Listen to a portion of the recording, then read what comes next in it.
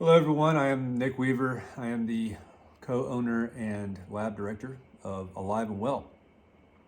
And I would like to share with you a little review of a strain that we extracted that I'm really proud of. And I think that you guys will love. And I kind of want to do a little bit of educational stuff and then a little bit of review on one of our products. And I'll probably be doing quite a few of these because we extract quite a few strains and we're proud of every single one of them. And I want people to understand how much work has gone into what we do and how much passion. I love weed. My business partners love weed. We do this for the love of weed. And the longer I am in the industry, the recreational industry, I realized that about 90% of the companies in the industry don't give a shit about weed. And I see all sorts of bad practices in manufacturing and all that kind of stuff. And I've, been able to take an inside look at other people's facilities, and it's pretty gross what you see out there. It's like a dirty kitchen. So, I kind of wanted to set the record straight and, let everybody know why we are different. So here's a strain called Gush Mintz, and it is from High Water Farms in Humboldt County, which is right around the Avenue of the Giants, close to that. It's in the redwoods, right off the 101, and beautiful area where fairy tales are made, kind of shit, in the middle of nowhere. It's a bend in the river, kind of like that, little horseshoe, and then the valley's right in the middle. So, during catastrophic 100-year floods, the water comes up, covers the whole valley. Not a good thing, but it is a good thing. And I'll tell you why. Because there's only one place in the world where there's redwoods, and that's the California, Northern California area. Those redwoods are old. Roots run deep, and the mycelium network, fungal mycelium network under that forest is incredible, and it's unique and it's one of a kind, which means fertilizer. And because it's self-fertilizing. And it's kind of like a Hugel bed, if anybody wants to look that up. If you're doing Hugel bed culture, stuff like that, you can kind of make your own fertilizer over, and it just kind of, you set it and forget it. You don't need to add fertilizer every year. So that's kind of what this is. There was a flood in '64. There's probably been one 100 years previous to that. And it flushed out a bunch of redwood, dead, everything, dead animals, dead wood. I mean, it's a flood, so it flushes everything out of the forest. And then it piles up in the lower lying areas. And if you have the landscape just right, like Holmes Flat, all of a sudden it builds up alluvial topsoil, and you have composting redwood mycelium growth all in the valley underneath the soil. And what that contributes to is what's called a dry farm. And you don't have to water, so you can plant pretty much anything and it grows by itself and it fertilizes itself, so you don't need to add fertilizer. And it's all a network of mycelium that's spreading through the redwood forest. So, you can go deep into that rabbit hole, but basically it helps mitigate, needing to spray for bugs and that kind of stuff. So it's like kind of like it's just a really very healthy place to grow anything, cannabis especially. And so there's a farm called Highwater Farms, and it's owned by Crystal Ortiz, and she owns Urban Market Dispensary in Arcata, and she kind of told me about her farm, and I was like, I need to go check that out and see what this is all about. And I did, and I understood the value in it.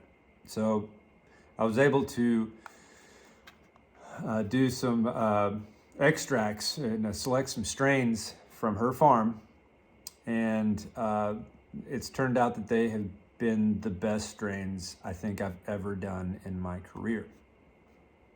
And I've probably extracted at this point, I don't know, I don't know, a lot, like 4,000 strains, something like that, 5,000 strains, different strains. So I know what certain ones are supposed to taste like, and then how to differentiate quality, because I've had the opportunity to extract a whole bunch. So this Gush Mintz is super special, and you never know how the extract's going to turn out, because you're like, well, does all that information I gave you earlier about the redwood mycelium growth and the Eel River water, because it's all there. It's like, does that contribute to the end result, which is ultimately, in my opinion, kind of the most important part. It's like, does the quality go through? And yes, it does. So we sourced 3 strains from her this year, the modified grapes, the Gush Mintz, and the Governmint Oasis. And if you see Holmes Flat on the back of the box, I don't know if you can see that. It says farm location. That's where it's from. It's from that valley, and most likely Crystal's farm, Highwater Farm. And the color on it, on the vape cart, see if you can see it. Color is absolutely phenomenal. And it's, a lot of people don't know how to judge color. I see a lot of people on reviews talk about distillate and live resin and cured resin and all that kind of stuff, and liquid diamonds and all this terminology. And I can tell you this: this one is like can be a 13-step process. Generally, you use terrible trim. It smells like old trim. Everybody knows what that smells like. It smells like ammonia, and like trim. I can't use that shit. I would never want to use that shit, because I never would want to smoke it. So there's so many degrees for color, and there's purple strains, there's lime green strains, and that's kind of the spectrum. So generally a purple strain is going to leach more purple pigment, which is a flavonoid, anthocyanid. It's in grapes, it's in pretty much anything purple. And it does have flavor to it. A flavonoid does create flavor, but it's it's not like like a overwhelming flavor. It's kind of like purple has its own kind of flavor profile. So I'm really proud of this color, because we don't do any color remediation or anything like that in our extraction process. How it comes out of the machine is how it comes out of the machine. So if it comes out a little dark, but it tastes absolutely phenomenal, I don't really shy away from that, even though the public kind of can judge that a little bit, but once they taste it, they're gonna, they have to trust their taste buds and go, yeah, this is a good quality, clean product. But as far as the Gush Mintz goes, this is probably one of the cleanest oils because it's never been sprayed, never been fertilized, and it is grown with love in one of the best places in the country to grow weed. It's kind of like a flood and drain table for indoor grows. So, but it's by nature. So, the water table is underneath the valley, and the hotter it gets, the more it sponges up water like a Brillo pad. So, it's just something that, I really wanted to understand soil science and stuff like that. Getting into the cannabis industry years and years and years ago. Now I understand it pretty good. I understand where there's massive value and why, something can be better quality, and in the end result is there. It's a heavier stone. You smoke this stuff, and it gets you a lot more. There's a lot more effect to it versus other stuff. So I can't say anything bad about this product, other than I would like to get more from her. We did the Hindu Zkittles from her farm, and we launched it, I think it was this time last year, February, March of 23. And then canvassing like the area of, let's say, Redding, everybody kept on talking about that a year later. And they were like, that was the best strain I've ever had. And I'm like, well, we have cured resin coming from the same farm soon. And then next thing you know, I get it, and the quality matches the hype. So super stoked about it. I want you guys to make sure you know what is in your hand when you buy it. Right now you can buy this thing for roughly about anywhere between about $17 and, let's say, $25 in retail stores, depending on where you get it in California. And so look at the back of the box. It says farm location, Holmes Flat. Now you know that terroir, that area, the Humboldt area, that is why it's so special.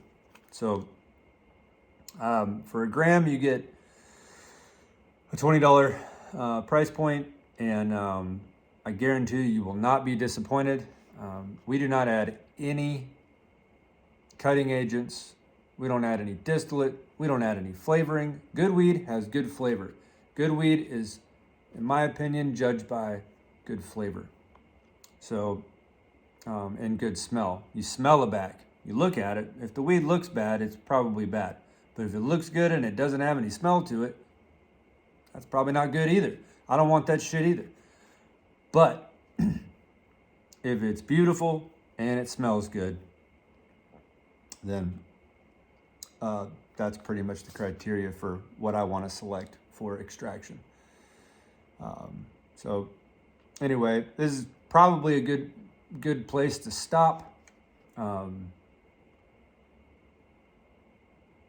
don't really have much more to add other than I appreciate the support, and hopefully you subscribe to this, because I'm going to be doing this a lot because we have a lot of strains. We do about somewhere between 20 to 30 strains a month. So I'm going to be doing one for every strain, kind of telling where the farm it's from, and all that kind of stuff, what makes it special and why we love it so much. And